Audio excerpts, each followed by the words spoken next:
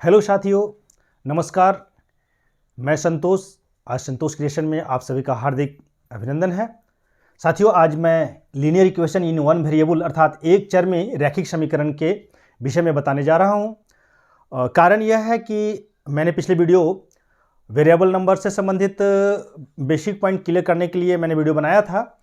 उसमें एक स्टूडेंट ने हमारे कमेंट बॉक्स में कमेंट किए कि हमें linear equation in one variable का कॉन्सेप्ट को क्लियर करें। तो और साथियों, आज मैं इस तरह से लीनियर इक्वेशन के बारे में बताऊंगा कि इसमें आपको बहुत सारे चीज़ क्लियर होगा।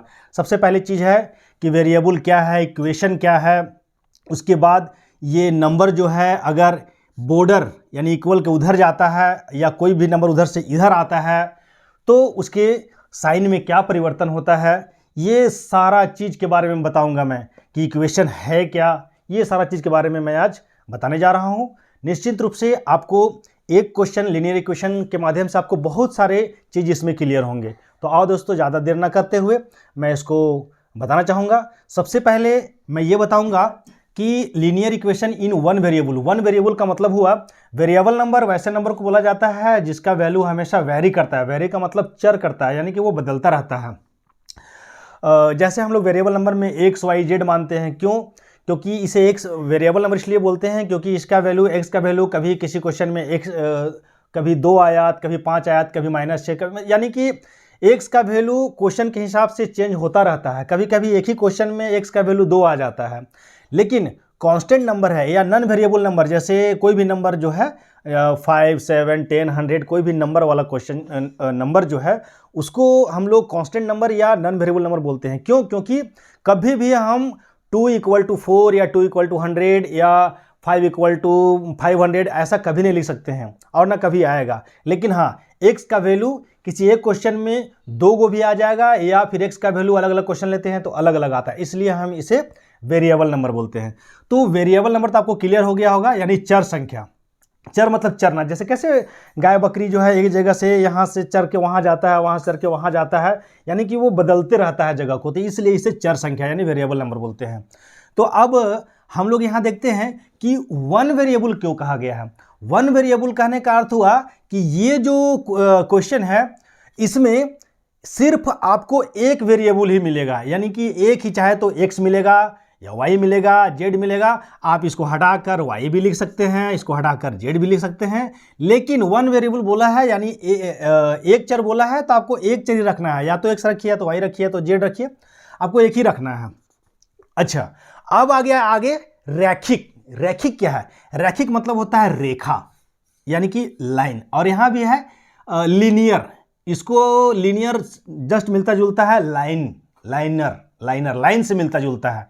यानी कोई भी क्वेश्चन अगर इस तरह से लाइन के जैसा अगर हो तो इसको हम लोग लीनियर बोलते हैं। तो यहां देखते हैं, इसको लीनियर इसलिए बोला गया क्योंकि यहां पे एक्स जो है, एक्स में कोई पावर नहीं है, इसलिए ये देखिए एक लाइन जैसा है। कैसे? अगर यहाँ से अगर यहाँ पे हम ऐसे खींच देते हैं तो देखिए इसको पूरा पेंट कर देंगे तो एक लाइन के जैसा हो जाएगा। लेकिन यही अगर 2x स्क्वायर रहता और -5x = 7 रहता तो ये लीनियर इक्वेशन नहीं हुआ। क्यों? क्योंकि ये लाइन नहीं बन रहा है, ये ऊपर में अलग से ये दिख रहा है। तो इसलिए याद रखिएगा, लीनियर इक्वेशन में कोई भी पावर नहीं होता है। लीनियर इक्वेशन में कोई पावर नहीं रहेगा। हाँ, लीनियर इक्वेशन में एक वेरिएबल बोला है तो आप एक वेरिएबल में कभी x हो सकता है, कभी y हो सकता है, कभी z हो सकता है। जनरली यही 3 को मानते हैं। तो आप चलते हैं, इसको सॉल्व करते हैं। अभी जो क्वेश्चन आपका था, क्वेश्चन 2x - 7 = 5, जो भी क्वेश्चन था आप देख लीजिएगा, शायद क्वेश्चन में डिफरेंट लिख दिया होगा। लेकिन दोस्तों अब इसमें करना क्या है कि अच्छा, अब इक्वेशन, मैं इक्वेशन के बारे में भी बताता हूँ। इसमें बहुत सारा चीज़ है, लीनियर है, इक्वेशन है, वन वेरिएबल है, वेरिएबल है, तो ये सभी के बारे में हम बताते हैं। समीकरण, इक्वेशन को समीकरण बोलते हैं हिंदी में। अब है यहाँ पे देखते हैं कि जब भी किसी भी क्वेश्चन में अगर इक्वल का साइन रहता है तो हम उसको इक्वेशन बोलते हैं। हाँ, लेकिन एक बात और भी है कि इक्वेशन तभी बन सकता है, जैसे अब यहाँ 7 = 5 ऐसा तो कभी हम लिख सकते नहीं हैं, कभी ऐसा होगा ही नहीं, पॉसिबल है नहीं। तो हमेशा एक्स वाई जेड कुछ जो है वो जुटा रहेगा। तो ये वन वेरिएबल का है, यानी एक चर का है, इसलिए ये एक चर में रैखिक समीकरण है। और समीकरण में हमेशा याद रखिएगा कि इक्वल रहेगा। अब इक्वल के उधर कोई ज़रूरी नहीं है कि ये 5 ही रहेगा, इसके इधर 0 भी रह सकता है, इसके उधर -100 भी रह सकता है, इसके इधर -2x भी रह सकता है, लेकिन 2y नहीं रह सकता, क्योंकि हम एक चर में बात कर रहे हैं। इसीलिए जब भी होगा तो x वाला ही होगा, या तो बिना x वाला होगा, या तो 0 वाला होगा। तो इस तरह से होगा, ध्यान रखिएगा। तो इक्वेशन का मतलब ही वही होता है। अब इसको हम लोग सॉल्व करते हैं। अच्छा, एक चीज़ और इसमें मैं बताना चाहूँगा कि इसमें एक और आपको जानने को मिलेगा कि ये बॉर्डर होता है, इसको मान लीजिए कि ये इंडिया पाकिस्तान का बॉर्डर है। अब ये बॉर्डर से जब भी इस बॉर्डर से मान लेते हैं इधर इंडिया है, इधर इंडिया है, इधर पाकिस्तान है, तो जब भी इंडिया से पाकिस्तान जाएंगे तो जाहिर सा बात है अपना नेचर को चेंज करना होगा। वहाँ पे जिस तरह से बात व्यवहार खाने पीने रहने का है उस तरह से अपने को चेंज करना होगा। उसी तरह अगर पाकिस्तान से इंडिया आते हैं तो इसका भी नेचर को, इसका भी व्यवहार को चेंज करना होगा। व्यवहार का मतलब हुआ कि अगर ये माइनस है तो ये इक्वल का उधर अगर जाने की जरूरत होगा तो ये साइन जस्ट इसका अपोजिट हो जाएगा, प्लस हो जाएगा। और यहाँ पे कुछ नहीं दिख रहा है, इसका मतलब यहाँ पे प्लस छिपा हुआ है, तो ये इधर आएगा तो माइनस हो जाएगा। ये चीज़ आप ध्यान रखिएगा, ये बॉर्डर होता है। तो आइए दोस्तों, अब ज़्यादा समय ना लेते हुए मैं इसे आगे सॉल्व करता हूँ। तो इस तरह का क्वेश्चन में हम लोग क्या करते हैं कि इसमें हम लोग इक्वेशन में हमेशा जो भी वेरिएबल दिया रहता है उसका वैल्यू निकालते हैं। यानी यहाँ x दिया है तो x का वैल्यू क्या होगा ये हम लोग फाइंड आउट करेंगे। तो दोस्तों यहाँ पे हम लोग क्या करेंगे कि जो x वाला टर्म है उसको हम लोग यहीं पे रखते हैं। अच्छा, अब यहाँ पे इक्वल, एक चीज़ और ध्यान दीजिएगा, बहुत सारे बच्चे क्या करते हैं कि इक्वेशन और एक्सप्रेशन दोनों में क्या करते हैं कि इक्वल का साइन यहाँ लगाते हैं। नहीं, ऑलरेडी यहाँ पे इक्वल का साइन लगा हुआ है, इसलिए आपको यहाँ इक्वल का साइन नहीं लगाना है। तो हमने क्या किया कि x वाला टर्म को हमने यहाँ लिखा और उसके बाद बिना x वाले टर्म को एक साथ कर दिया। या तो इसको इधर ले आइए या तो इसको उधर ले जाइए, या तो ये 5 को इधर ले आइए, ये बिना x वाला दोनों एक साथ हो जाएगा, और x वाला को उधर ले जाइए। लेकिन एक बात ध्यान देने वाली है कि हमेशा हम लोग को प्रयास करना चाहिए कि जो वेरिएबल नंबर के साथ जो वेरिएबल नंबर रहता है वो अगर प्लस में इधर से पहले से है तो आप इधर ही रखिए, क्योंकि अगर उधर ले जाएंगे तो ये माइनस में आ जाएगा। तो हम लोग कोशिश करते हैं कि वेरिएबल नंबर वाला जो संख्या है वो माइनस में होता है तो हम उसको प्लस करने की कोशिश करते हैं, चाहे तो उधर लेकर या जैसे भी वो हम प्लस करने की कोशिश। लेकिन यहाँ पे देख रहे हैं कि ऑलरेडी ये प्लस में है, इसलिए हम एक्स वाला टर्म को यहीं रख देते हैं और बिना एक्स वाला को उधर ले जाते हैं। तो बिना एक्स वाला क्या है 5 पहले से है, यहाँ पे ये साइन प्लस में है तो प्लस में रहेगा। क्यों? क्योंकि वो ऑलरेडी बॉर्डर को उधर ही अभी उधर ही है, पाकिस्तान में ही है। अब ये इंडिया से पाकिस्तान जा रहा है तो इसका नेचर चेंज करना पड़ेगा, यानी कि +7 हो गया। अब इसमें क्या करेंगे कि अब इसमें ऐसे एरो का साइन दे सकते हैं, आप एरो का साइन दे सकते हैं। तो ये हो गया 2x इक्वल टू, ये भी प्लस में ये भी प्लस में है। पहले मैं बार बार इसलिए बताना चाह रहा हूँ कि आप लोग कन्फ्यूजन इसमें करते हैं, इसलिए मैं प्लस वाला माइनस वाला ये सब को हमेशा जो है आप लोग को थोड़ा विस्तार से बताता हूँ। यहाँ पे प्लस है, ये प्लस है तो आंख बंद करके हमको प्लस में ही आंसर आएगा, दोनों जुट जाएगा नंबर, तो 12 हो गया। अब x निकालना है तो याद रखिएगा, यहाँ भी बच्चे बहुत कंफ्यूज करते हैं। अब यहाँ पे देखिए 2 और x जो है वो किस तरह जुड़ा हुआ है पता है, ये इनटू में जुड़ा हुआ रहता है, लेकिन यहाँ इनटू साइलेंट रहता है, ये इनटू यहाँ पे साइलेंट रहता है। तो जब हम x का वैल्यू निकालते हैं तो x को यहीं रहने देते हैं। और एक रूल है कि अगर कोई चीज़ मल्टीप्लाई में है तो वो बॉर्डर के उस साइड जाने पे डिवाइड हो जाएगा, अगर डिवाइड में है तो इधर आकर मल्टीप्लाई हो जाएगा, प्लस में है तो माइनस में हो जाएगा, माइनस में है तो प्लस में हो जाएगा। ये बॉर्डर का नियम है, याद रखिएगा, ये इक्वल का साइन को बॉर्डर बोल रहे हैं। तो यहाँ पे हम क्या करेंगे कि x का वैल्यू निकालना है तो हमेशा याद रखिएगा कि x के साथ जो भी रहेगा, जो भी कांस्टेंट नंबर रहेगा उसको हम लोग क्या करते हैं, पूरे को उस साइड ले जाते हैं। तो पूरे उस साइड कैसे जाएगा, ये मल्टीप्लाई में है जुड़ा हुआ इसके साथ, इसलिए वो उधर जाकर डिवाइड में हो जाएगा। तो डिवाइड में हो गया तो 2 से इसको डिवाइड कर दिए, 6 आ गया, आपका आंसर 6 हो गया, ये आपका आंसर हुआ। नेक्स्ट क्वेश्चन चलते हैं साथियों। अब यहाँ पे हम लोग देखते हैं कि यहाँ भी क्वेश्चन क्या देख रहे हैं कि ये लीनियर इक्वेशन का ही क्वेश्चन है। अब आप बोलेंगे कि भाई लीनियर इक्वेशन में तो ये नीचे बाई में है। हाँ बाई में है, लेकिन इसको सिंगल सिंगल अगर आप देखेंगे तो लीनियर इक्वेशन है, कोई भी पावर वगैरह नहीं है, इसलिए ये लीनियर इक्वेशन में है।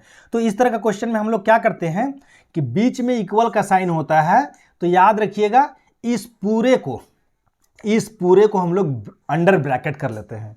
अंडर ब्रैकेट करने के बाद ये देख रहे हैं, इसको हम लोग क्रॉस मल्टीप्लाई करते हैं।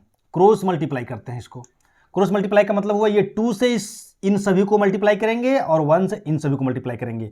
तो देखिए कैसे करेंगे, ये 2 को सबसे पहले इससे मल्टीप्लाई करते हैं। तो मल्टीप्लाई करने से पहले साइन देखना चाहिए, यहाँ प्लस है और यहाँ भी प्लस है, तो प्लस ही रहेगा, यानी 3 2 जा 6 और यहाँ x है तो x हुआ प्लस। अच्छा अभी प्लस नहीं लगाया, पहले देख लेते हैं। यहाँ 2 के साथ प्लस है, यहाँ भी प्लस है तो प्लस प्लस प्लस हो जाएगा, 2 2 जा 4, ये हो गया। अब 1 के साथ ये पूरे को मल्टीप्लाई करते हैं, तो एक बार इससे करते हैं, यहाँ प्लस है तो प्लस में ही आएगा। तो 1 को x से इंटू करते हैं तो x ही आता है। 1x भी लिख सकते हैं, लेकिन 1 छुपा हुआ था इसलिए हम लोग नहीं लिखते हैं। अब क्या है कि इसके साथ तो हो गया, अब इसके साथ देखते हैं, यहाँ माइनस है यहाँ प्लस है तो माइनस हो जाएगा। अब 5 को 1 के साथ इंटू करेंगे तो 5 हो जाएगा। अब देखिए साथियों, ये बाई में था तो अब सीधे ये लीनियर इक्वेशन फॉर्म में हो गया है। अब इसको हम लोग सॉल्व करते हैं। क्या सॉल्व करते हैं, देखते हैं कि x वाला टर्म यहाँ पे 6x है और यहाँ पे भी एक x है। इन दोनों में बड़ा कौन है, तो इन दोनों में बड़ा है 6x। तो 6x बड़ा है तो हम लोग क्या करते हैं, x का वैल्यू निकालना है। तो देखना है कि 6x प्लस में है कि माइनस में, तो प्लस में है। तो इसको आपको कुछ नहीं करना है, ये 6x को यहीं रहने दीजिए और वो जो x है, एक x है, उसको इधर ले आते हैं। तो यहाँ पे कोई साइन नहीं दिख रहा है, इसका मतलब प्लस में है, तो ये x इधर आकर माइनस x हो जाएगा। अब यहाँ पे क्या बचा, यानी कि x वाला टर्म को एक साइड, बिना x वाला टर्म को एक साइड रख रहे हैं। अब यहाँ पे क्या बचा, 5 माइनस 5। ये साइन ये माइनस इस 5 के लिए है, ये 5 जो है बॉर्डर के साइड नहीं आ रहा है, इसलिए ये साइन के साथ वहीं रहेगा। लेकिन हाँ, अब ये 4 बिना x वाला है, तो x वाला के x वाला को एक साइड किया और बिना x वाला को एक साइड कर रहे हैं। तो ये प्लस जो है उधर जाकर, क्योंकि बॉर्डर को उधर जा रहा है, तो माइनस हो जाएगा 4। अब यहाँ पे हम लोग आगे सॉल्व करते हैं। देखते हैं कि ये 6x है और ये एक x है, यानी प्लस छुपा हुआ है, और ये 1 यहाँ पे छुपा हुआ है, यानी कि 6x। इसको 6x में से एक x जाएगा तो कितना बच जाएगा, 5x बच जाएगा। अब बहुत को क्या करते हैं कि 6x में से एक x गया तो x को माइनस कर दिया और यहाँ पे 5 लिख देते हैं, ऐसे 5 लिख देते हैं। नहीं, बिल्कुल नहीं।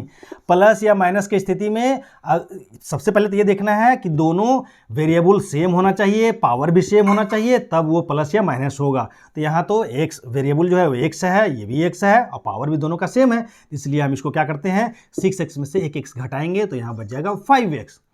अब यहाँ पे देखते हैं ये दोनों माइनस में है, तो हमेशा याद रख है कि पहले ही बता चुके हैं कि जब भी दो संख्या अगर माइनस में होता है और कहीं इंटू नहीं दिख रहा है, इसका मतलब ये संख्या जुट जाएगा, 9 हो जाएगा और साइन माइनस का ही रहेगा। अब यहाँ पे हम लोग x का वैल्यू निकालते हैं। तो x का वैल्यू क्या है, तो यहाँ पे x जो है वो 5 से किस प्रकार जुड़ा हुआ है, तो ये इंटू से जुड़ा हुआ है, इंटू जुड़ा हुआ है।